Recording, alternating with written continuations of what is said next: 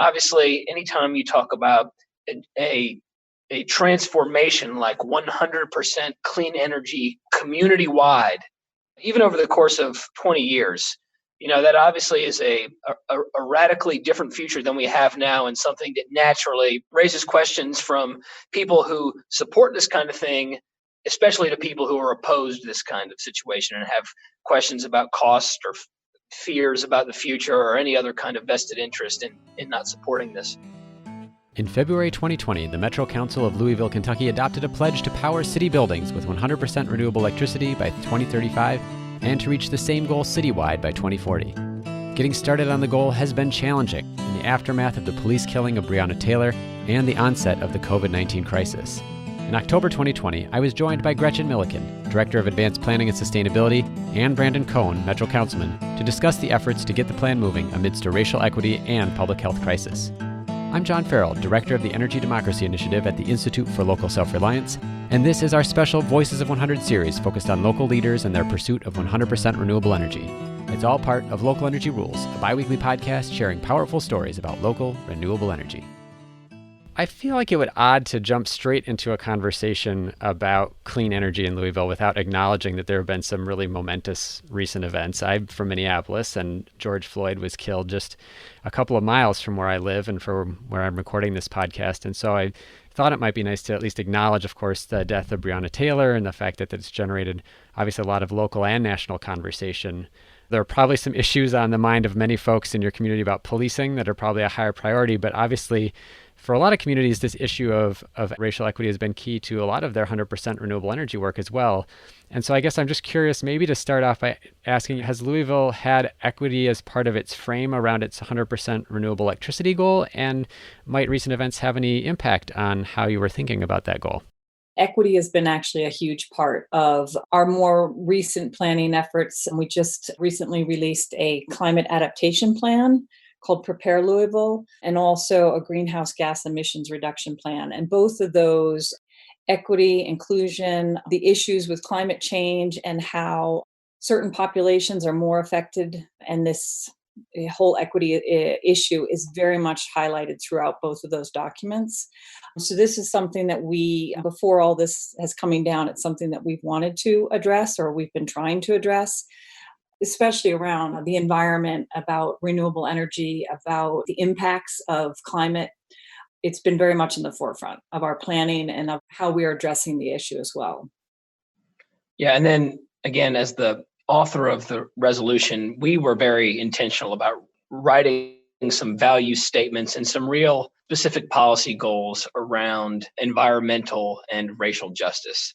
In the state of Kentucky, energy and justice are intertwined issues, whether you're talking about Appalachia and a just transition for our coal communities to an energy future, or whether you're talking about environmental justice or environmental injustice and sort of a legacy of harmful developments and activities that have taken place in neglected and underserved areas. So if you actually look to the text of our resolution, which I know we'll discuss at length later, and broadly talks about our city's renewable electricity and renewable energy goals over the next generation, it's very specific about calling for underserved communities to be brought into the political process, to develop more just, equitable, and sustainable energy systems, and to facilitate more democratic ownership for everyone. And we also talk about developing programs that benefit low-income residents and create more equity in energy use, rates, and jobs in the community. And in a community like Louisville that's still largely segregated, low income is a proxy for racial segregation as well. So that's exactly what that means. I'll just add,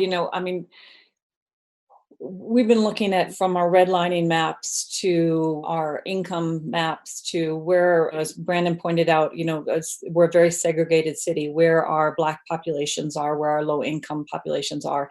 And the maps, you just put them on top of each other and they just mirror each other. And it's no difference when we've done, a citywide heat assessment map, and where our hottest areas are, where our most polluted areas are, where climate change is affecting our community the most, where we have the lowest tree canopy.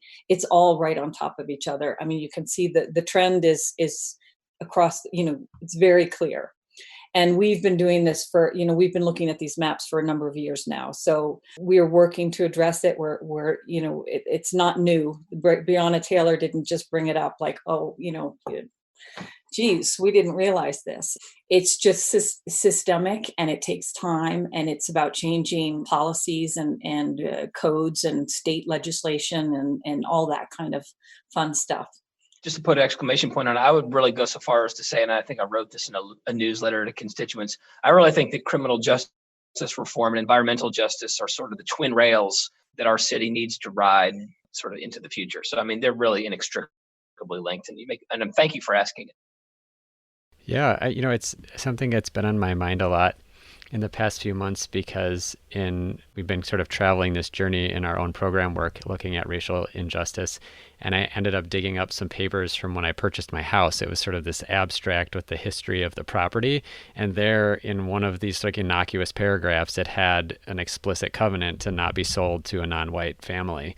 Obviously, it's been invalidated by state law, but it just really struck me to realize, like, hey, I'm living in a home that's the legacy of racial injustice. And that, like you said, Gretchen, maps of Minneapolis and many other cities really still reflect that in a lot of these environmental issues as well. So it's really impressive that you've already been looking at that. That's not what I've heard from every city, frankly, in terms of their approach to these goals. Speaking of the goal, I think it would be helpful to just kind of put some specifics on that. I wanted to confess, first of all, that we have a Metro Council here in the Twin Cities, which is a regional government. So I got very confused at first, trying to make sure that I understood like which governing body had passed your goal, but I understand that it's a merged city and county government between Jefferson County and Louisville. There's now over 150 cities that have made some kind of Ready for 100 commitment. Could you explain the specific commitment? Is it electricity or other energy uses, and what the timeline is that the city and county have committed to? Yeah, I'll take that since I authored the resolution. And when I say I authored it, I ultimately put it together, but I have to first give so much credit to the advocacy community here in Louisville, a group called Renewable Energy Alliance of Louisville, sort of a loose knit organization of citizens who truly and deeply care about this and have been lobbying for an effort like this for years. And I worked with them to sort of rejigger some of their goals and some of our expectations. And the sort of top line answer to your question is what are the big timeline goals for our community to make a difference in terms of the use of clean renewable energy? And so broadly, they are one, by the year 2030 to have 100% clean energy in our metro government operations. By the year 2035 to have 100% clean energy for our metro government operations. And by the year 2040 to have 100% clean energy community-wide. And so I don't think I need to define clean renewable electricity for anyone who's listening to this show, but in our resolution, we talk about defining clean energy as encompassing electricity, transportation, buildings, and food systems.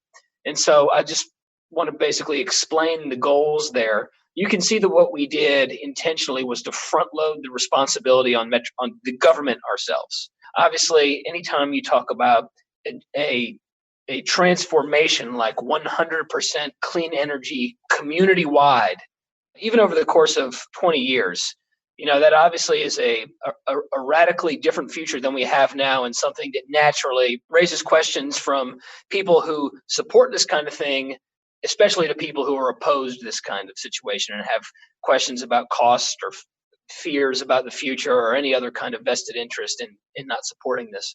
So we really wanted to front load the responsibility on metro government as one of the biggest energy consumers and biggest energy users in Louisville, Jefferson County. And also because we think we have the ability to set an example better than any other entity in our community. And obviously we certainly welcome any other community partner, school systems, universities, large businesses that want to come along with the ride for us. But we decided it was most important to look inward and start with ourselves, because also that's what we can control the most. It sounds like the city quickly announced an audit of municipal energy uses, kind of getting right at what you said in terms of a next step. I also appreciate that the resolution was adopted shortly before the coronavirus epidemic hit. There's been a lot on the plates of municipal governments. Have there been any other kind of formal steps established at this point? Other cities are doing these, for example, like studies. I think St. Louis has like an electricity options study. So they're kind of looking at how are we going to get there around 100% clean electricity? Or is that still kind of a work in progress? I would say it's a work in progress. We have a number of initiatives that kind of work hand in hand with this. One of those is hiring an energy manager. And we went out with that job description about a month ago, and we've got a really robust applicant pool that we are currently reviewing. And so we haven't currently had an energy manager before. We do believe that there's a tremendous amount of savings to be made in just energy efficiency with our buildings and getting everything pooled together. So just kind of immediate work that energy manager can do and saving us not just money, but energy production and getting us much more efficient. And I think that's kind of our first step, is understanding what our energy usage actually is, where our issues are, where our problems are, before we even get into the kind of renewable piece of that as well. But then in terms of kind of more the renewable things, we are dealing with a vertical utility company here in Louisville. So we're a bit limited as to what we can do just, right off the bat. We have looked into purchasing solar shares from LG&E, which is our utility company, offset, some of our carbon emissions and that sort of thing. There's another program that they have called a green tariff, which is really basically a sleeved PPA, power purchase agreement. And that is a new program for them. They're just kind of going down the road with their first attempt at that green tariff with Dow Chemical and Toyota. And so we're kind of waiting to see how that plays out and how that all works out. But that's something that we're researching and looking into. So those are kind of some of the things that we are doing. As Brandon mentioned, the group that we've been working together that really helped pull this 100% clean energy resolution together have also outlined a kind of implementation plan. And so that is something, Brandon, you can probably talk some more about as well, but something that we want to be working with them and with Metro Council and how we can start the implementation piece. We have, just more on the boots on the ground, done a number of different initiatives for people. We have a cool roof program where we give roof rebates to people putting cool roofs on their houses. And on the whole equity side of that, we have put 70% of that funding in high heat districts, which is also, as I've said, it's our low income, our Black communities, our disadvantaged communities. So we've been trying to create these incentives and then also focusing those incentives so that they are really hitting the areas where we need the most impact. So we have a cool roof. We're trying to, we're kind of in the works of pulling together a solar incentive program to present to Metro Council for our next fiscal year, which I think will be, really helpful in people just trying to put solar on their roofs and lower their energy costs and contribute to the renewable movement. And so some of those smaller programs, I think that we can get on. We have an EPAD program, which is basically like our local PACE program. And that's started off kind of slow, but it's really kind of picked up speed. And we're partnering with another company called Energize Kentucky. We've got a number of projects in the works. One of them is the La Quinta, that they're putting both wind and solar on this La Quinta hotel. Really? So, Where's that? It's in Anchorage, of course. Huh. Yeah, no, they have it's high energy efficiency insulation, and then they've got wind turbines and solar on the hotel. So that's kind of exciting. I think the more projects and examples you have in the community, the more houses you see with solar panels on them, it starts the movement. It gets people aware. People start looking at it differently. So that's, kind of the stuff that we can make tangible change on right away. And that's what we're also spending some of our energy on, or quite a bit of our energy on. Yeah, I'll comment on that briefly, but I want to just sort of go back and touch on one thing Gretchen said. You sort of asked what we're doing, and her first answer was, well, we're hiring somebody to work on the problem. But I really want to underscore how important that is. We're hiring an energy manager for the first time in the city's history, and cities that have energy managers, somebody that wake up every day and are focused relentlessly on making improvements and savings every day, is critically important. And The reason it's so important here in Louisville is because I think that over the last 10 years, as we started to address issues of, quote unquote, sustainability, that was a big word that meant a lot of things to a lot of different people, including decision makers in this government. And so policies and programs were sort of scattered and unfocused, I would say. Are we talking about our city's bike share program? Are we talking about planting trees? Are we talking about buying from local farmers? All good and important things that we support and that certainly fall under a catch-all umbrella of sustainability. But I think that shifting our focus to energy consumption and energy conservation and an energy first mindset at addressing these overall environmental issues is a really fundamental cultural and perspective shift that finally I think puts us in the right place to be developing the right kinds of tools that we need to get there. So that's really important.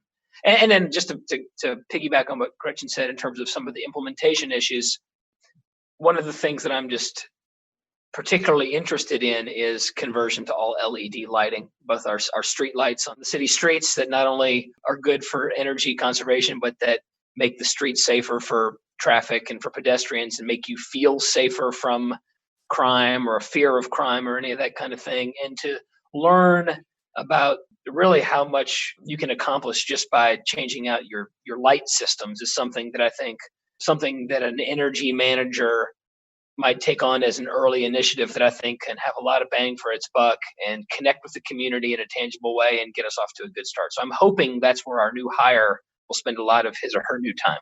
Yeah, that's great. We have an interactive toolkit on our website where we've kind of documented some interesting stories from cities that have kind of started down this journey. And LEDs are definitely one of those first places where you not only find a fairly big impact in terms of energy use, but energy savings that pay back in a very short period of time, which I think it's great, like a confidence builder too. And like, hey, some of these steps are not only like relatively straightforward, they also save money and kind of put us in a better position to identify new resources to move forward.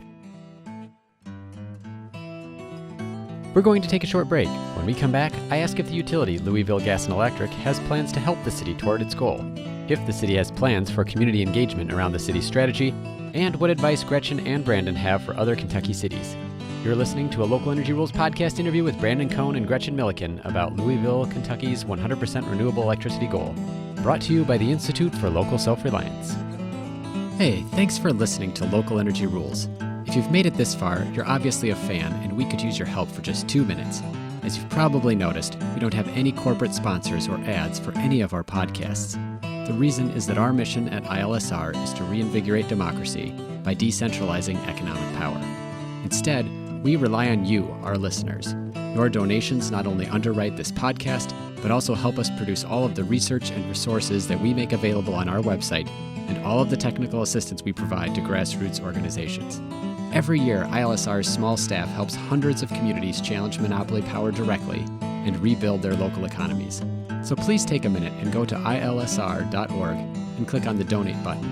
And if making a donation isn't something you can do, please consider helping us in other ways. You can help other folks find this podcast by telling them about it, or by giving it a review on iTunes, Stitcher, or wherever you get your podcasts.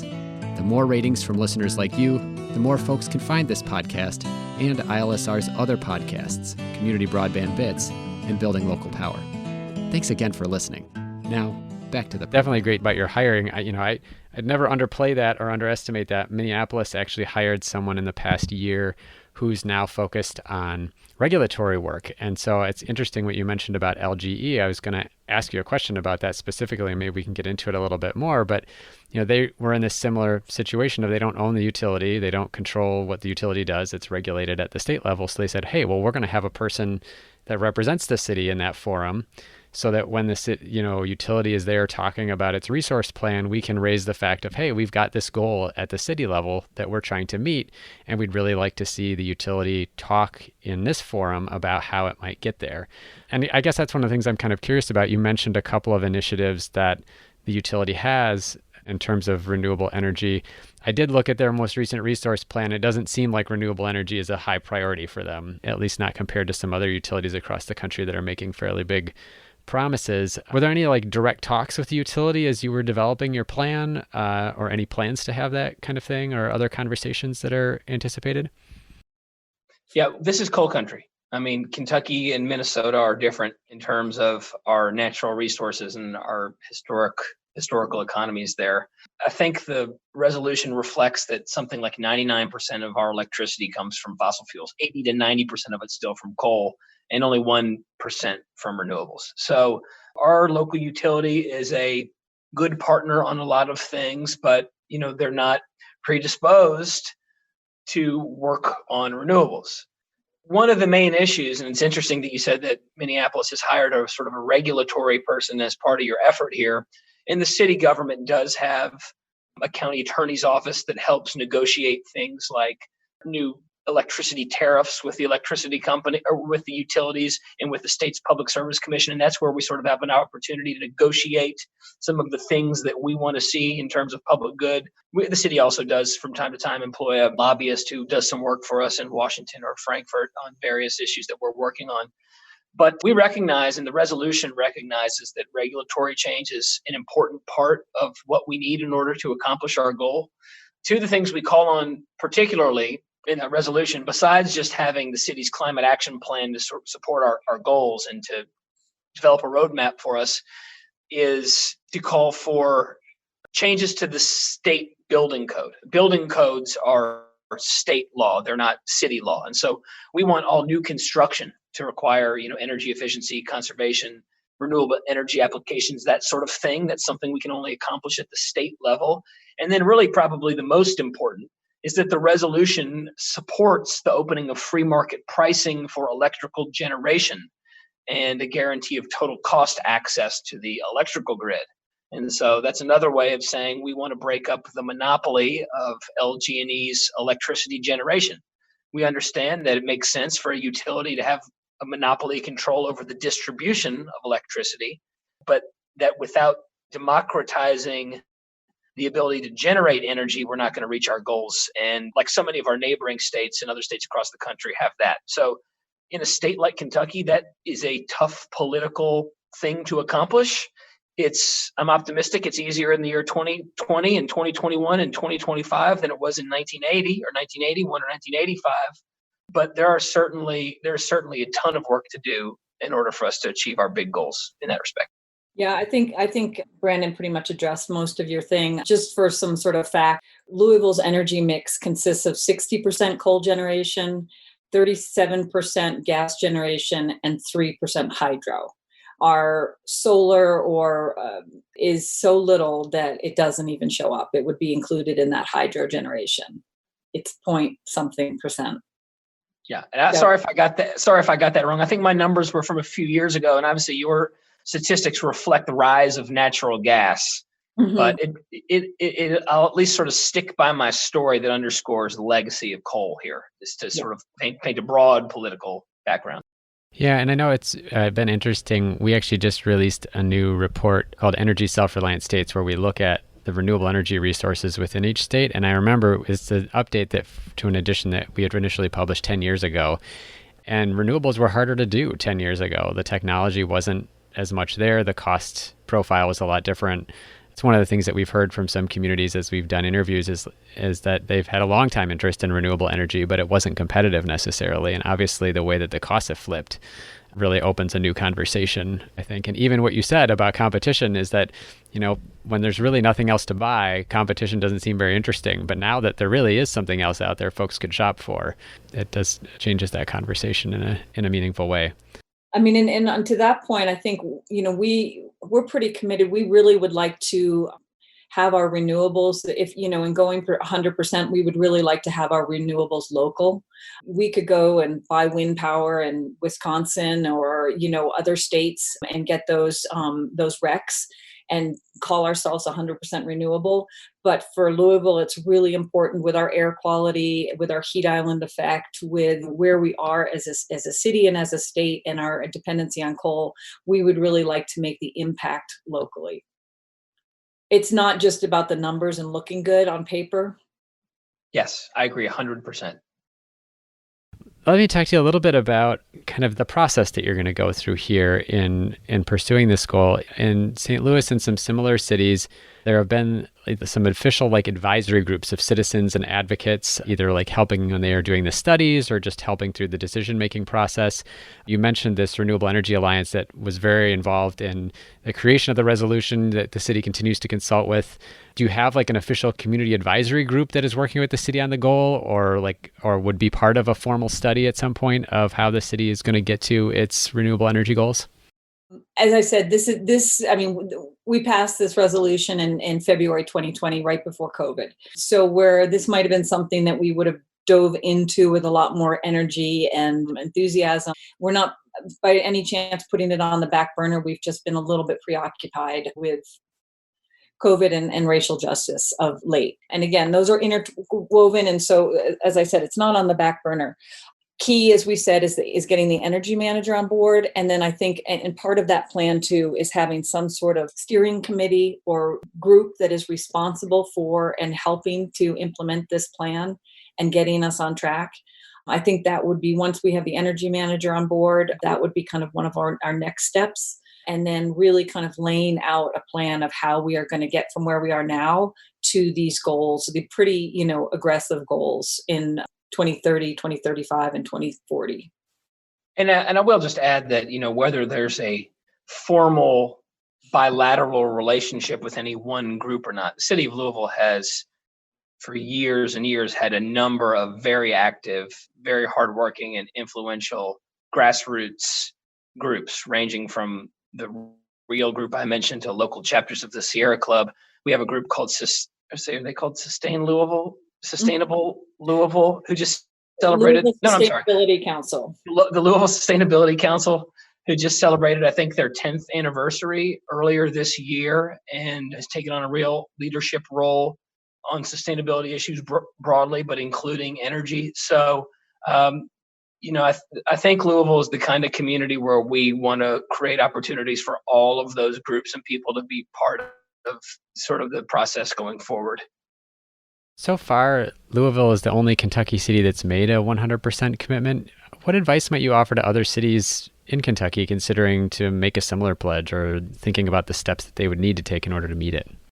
It would be great if we had every sort of large city in Kentucky on board and making this pledge as well, because I think now LG&E is not the energy provider for all of Kentucky. So each city in Kentucky has their own issues in relationship with LG&E or KU or another utility provider. So it's very different. You can't just kind of look at the state as a whole, but it's something that we would very much encourage. As Brandon said, we are a coal state. There's still, especially in Eastern Kentucky, a lot of support for coal and a reluctance to disinvest from coal, just because that has been the economic driver in a lot of these communities. It's a political question as well. But it's something we would welcome, and we would very much want to work with other partners, whether it's Lexington or Owensboro or Paducah or whoever. I think naturally Lexington would be the natural next partner for us. And that's something I actually am leaving office at the end of the year 2020, but I've been active in the city of Lexington before too. That's where I went to law school, and I have friends there, and I've done some other work with their city government. So I'm going to add that to my to-do list in terms of having some discussions with the city of Lexington. They're the natural partner, I say, because they're the city's second largest, or the state's second largest city. There's a real drop-off in terms of metro areas between Louisville and Lexington, and then Lexington and the next largest city. It's also where the University of Kentucky, the state's land grant institution, is based. And as Gretchen mentioned, she said KU, that's Kentucky Utilities. It's another subsidiary of the same multinational energy company that owns Louisville, LG&E, our local utility company. So it obviously makes sense to share some goals in terms of negotiating with the joint LG&E KU entity. Well, Brandon and Gretchen, thank you so much for taking the time to talk about Louisville, its goals around 100% clean energy, and your advice for other communities. I really appreciate it. No Thanks problem. so much, John. Thank you so much for listening to this episode of our Voices of 100% podcast series with Metro Councilman Brandon Coan and Louisville Director of Advanced Planning and Sustainability, Gretchen Milliken, recorded in October 2020. On the show page, look for links to the city's 100% resolution and the current energy mix of its fossil fuel reliant utility, Louisville Gas and Electric. To learn about other cities pursuing 100% renewable energy, check out over 24 additional Voices of 100% interviews on the Local Energy Rules podcast, including leaders in Madison, Wisconsin, Cleveland, Ohio, and Abita Springs, Louisiana. Look up the Sierra Club's Ready for 100 campaign page to see more cities and their clean energy goals. Back on the website of the Institute for Local Self-Reliance, you can also find the entire list of 100% cities on our Community Power map and click through an interactive Community Power toolkit for stories on how cities have advanced toward their goals. Local Energy Rules is produced by myself and Maria McCoy with editing provided by audio engineer Drew Berschbach. Tune back into Local Energy Rules every 2 weeks to hear more powerful stories of communities taking on concentrated power to transform the energy system. Until next time, keep your energy local, and thanks for listening.